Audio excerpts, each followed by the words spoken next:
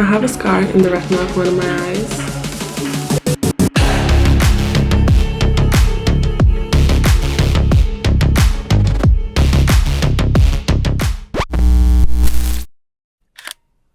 The doctors told me it's probably due to an inflammation that happened when I was still in the womb. A scar tissue that was created as a healing process to the damaged area. I didn't even notice I had this until I got my eyes checked for glasses for the first time. And I realized not a single pair of glasses could fix the site on my eye. But it's funny how your body adapts to, I guess you could say, disabilities, changes in the body.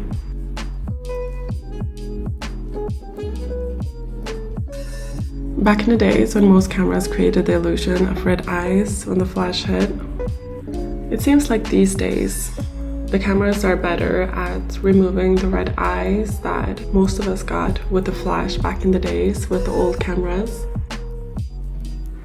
Nowadays, you don't really see it as much, as cameras are better at removing this effect from the eyes, but it still shows up from time to time. The flash in cameras often highlight the scar and reflect it back to the camera, even when the other eye remains seemingly normal. It's a scar you can basically just see when the light reflects it.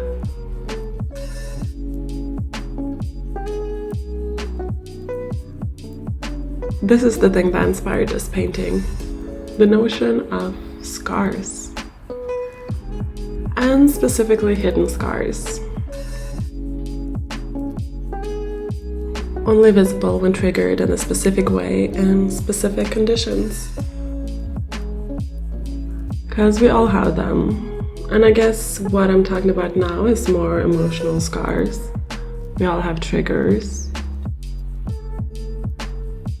The word trigger can be a bit interesting in itself, coming from the term pulling the trigger of a gun. The idea that there's a small motion that can create a big explosion, that can make something destructive happen very quickly. Some people have the type of reaction to triggers, and some people have more subtle reactions. Triggers are often here to highlight something that is still affecting you heavily emotionally, something that you might have tried to hide for a while, but that suddenly surfaces.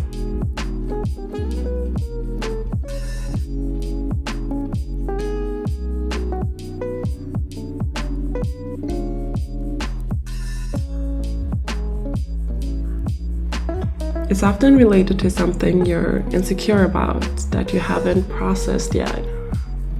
And people can trigger it through actions, by doing something that make you reminisce of something that happened before, that also makes you automatically react in the way that you did before to that similar situation.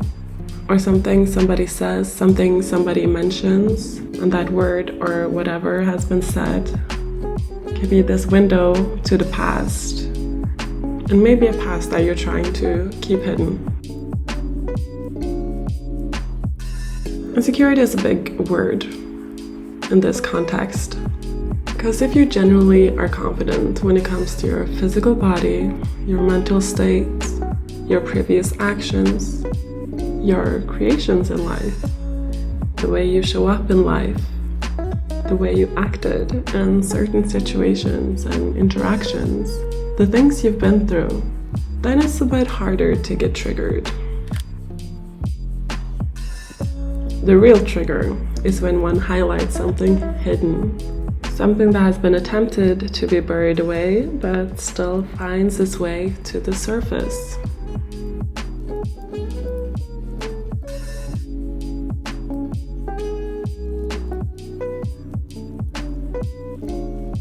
You don't know at what time or where it will happen, but if it keeps being untreated and unrecognized, it can become a ticking bomb.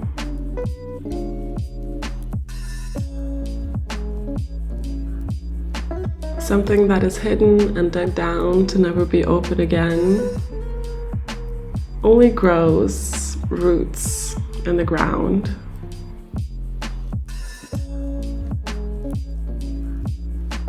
It only grows stronger when it's not recognized. The only thing it's really asking for is a bit of attention, recognition, acceptance.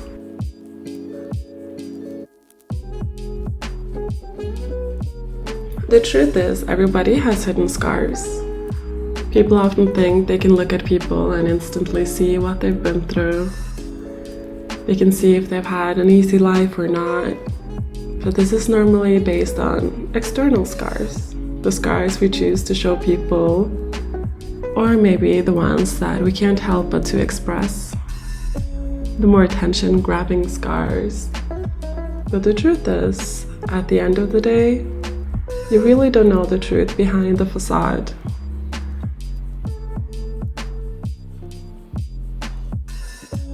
And that's a useful and humbling way of experiencing life, of not believing that the only things you can see in front of you is the only truth. So that's basically the meaning behind this painting. It's the first painting I've done as a self-portrait. I've created some references based on myself, but not an actual self-portrait. Painting a self-portrait and painting others are different. Yes, you're painting people and you're painting subjects of interest, but when you're painting another person, you're painting another person. You are usually painting somebody, but from your own perspective. You're painting how you perceive them. You're looking at them through your own eyes.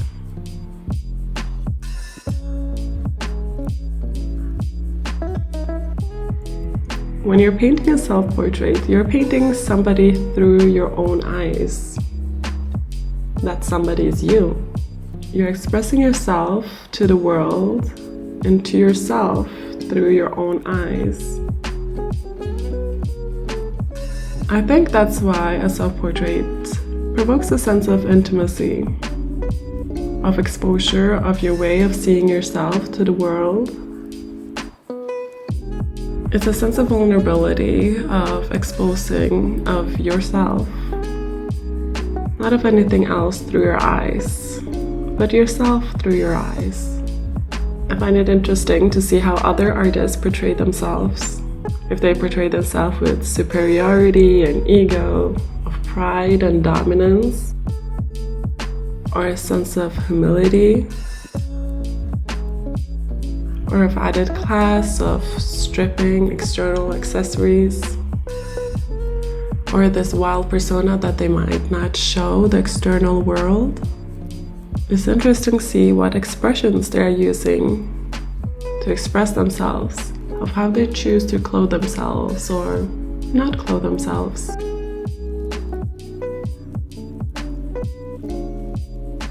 It's not only interesting seeing this as a specific moment, but also how their self-expression and way of seeing themselves changed throughout their lives and their careers, looking at their self-portraits from when they were younger to later in life, how their self-perception might have changed, or maybe simply how the way they wanted people to see them have changed. Clearly, there's the perspective of expressing yourself through the way you see yourself, but then you also create the narrative of how others will perceive you through the self-portrait. While I'm on my artistic journey, I enjoy researching other references and learning new strategies and techniques. I recently read How to Sell Your Art Online, which don't only talk about that, but also share some practical advice. One of them was how to keep a notebook specific for your creative process, to write things down, the things you think about throughout your process, ideas, and in general things you can reference back to. which was great. Because if I can find a reason to get a new notebook, then I will for sure take it. So on this one, I wanted to document the things I wanted to add or change once the painting dried. So in a future video, you'll see how this self-portrait ends up looking. If you made it all the way to the end of the video, I want to thank you a lot for watching. If you're not subscribed already, subscribe to see my future videos, and I hope to see you next time.